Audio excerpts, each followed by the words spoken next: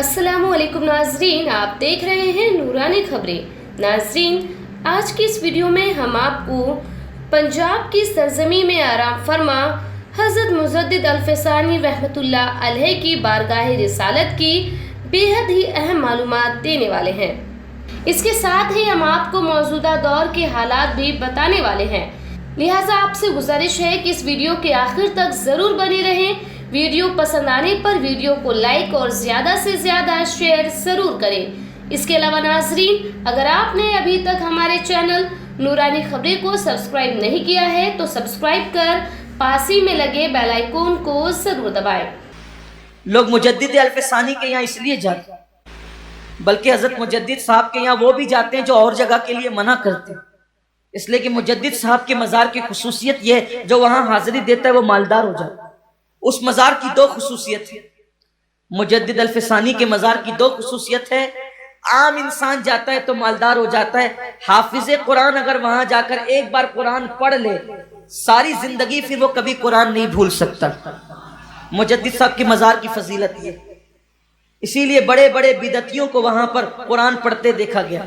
8-8 दिन के लिए आते हैं, 5-5 दिन के लिए आते हैं, पूरा सुनाते हैं। हम कहते हैं नादान, गुलाम की फजीलत तो मान ली, जिसने वहां से नेमतें पाई उसको क्यों नहीं मान। 11वीं की अजमत अपनी जगह। लोग हर महीना गरीब नवाज के यहाँ जाते हैं, ये गरीब नवाज नवाजते बहुत जल्दी। हर छट्टी जाओ तो बहुत जल्दी माल आता है।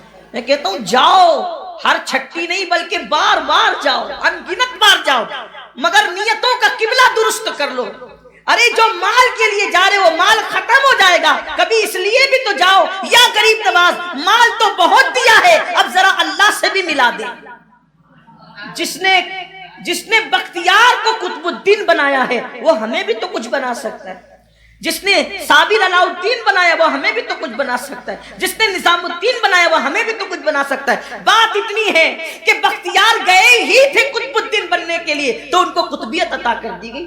निजाम गए थे निजामुद्दीन बनने के लिए, उनको वो बना दिया गया। हम जाते सिर्फ बेटी के रिश्ते के लिए, बेटे के रिश्ते के लिए, बच्चों के लिए, भाइयों के लिए और रोजी मांगने के लिए, तो हमें उतना ही कुछ मिलता है। हालांकि वो लोग जब लोग मुझसे ये कहते हैं ना कि हुजूर से कहना कि मेरी भी झोली भर दे, तो मुझे तकलीफ होती है। तू क्या और तेरी झोली क्या? अरे जैसा सखी है वैसा मांग। ये क्यों कहते हो कि हमारी झोली भर दो? झोली छोटी होती है और उनकी अता बड़ी होती है। झोली भरने की बात मत करो। अरे वहां से तो खुदा मिलता है, वहां से जन्नत मिलती है। इसलिए झोली की बात, झोली छोटी, छोटे दामन को झोली कहते हैं, इसलिए झोली की बात मत किया करो, बल्कि यूं कहा करो, या रसूल अल्लाह, आप शान वाले, मुझे अपनी शान के मुताबिक अता करें। अल्लाह के रसूल अलैहिस्सलाम अपने सहाबा से कहते थे, मेरे सहाबा, मुझे मेरे चले जाने के बाद दुनिया से तुम पर यह खौफ नहीं कि मेरे बाद तुम मुशरिक हो जाओगे। मेरे बाद मेरी उम्मत मुशरिक हो जाएगी, मुझे इसका खौफ नहीं है। खौफ इसका है कि मेरे बाद मेरी उम्मत दुनिया की मोहब्बत में मुब्तला हो जाएगी, मालो दौलत की मोहब्बत में मुब्तला हो जाएगी। लोगों के दिलों के अंदर दुनिया की मोहब्बत रचेगी, मालो दौलत की मोहब्बत में रचेगी, लोग दुनियादार हो जाएंगे। और देख लो, आज लोग अल्हम्दुलिल्लाह मुशरिक नहीं हुए, लेकिन बहरहाल लोग दुनियादारी में मसरूफ हो गए। दुनिया की मोहब्बत इस कदर लोगों के दिलों में आ गई है कि अल्लाह अकबर, एक तरफ अजान हो रही है और एक तरफ दुकान है, तो लोग नमाज पर दुकान को तरजीह देते। क्या वो हसीन और खूबसूरत दिन थे जब अजान होती थी तो मुसलमानों की दुकानें ये कह के बंद हो जाती थी, ग्राहकों को कह के कि अभी वापस जाओ, नमाज के बाद आना। जब तक मुसलमान ये कहता था वापस जाओ, नमाज के बाद आना, तब तक मुसलमान की दुकान पे कभी मंदी नहीं मंडलाती थी। जब से मुसलमान की दुकान का हाल ये है कि अब तो दुकान छोड़ के नमाज जाना तो दूर की बात है, बंद करके जाना तो दूर की बात है। मुसलमान तो अब गेम भी खेलता रहता है मगर नमाज को नहीं जाता, फ्री बैठा हुआ है तो भी नमाज को नहीं जाता। अब दुकान छोड़ के बेचारा क्या जाएगा? जो गेम छोड़ के नहीं जाता, जो क्रिकेट छोड़ के नहीं जाता, जो दोस्तों की बारात छोड़कर नमाज के लिए नहीं जाता, वो दुकान छोड़ करके क्या जाए? ہم نے تو ایسے بھی بزرگوں کی زندگی پڑھی ہے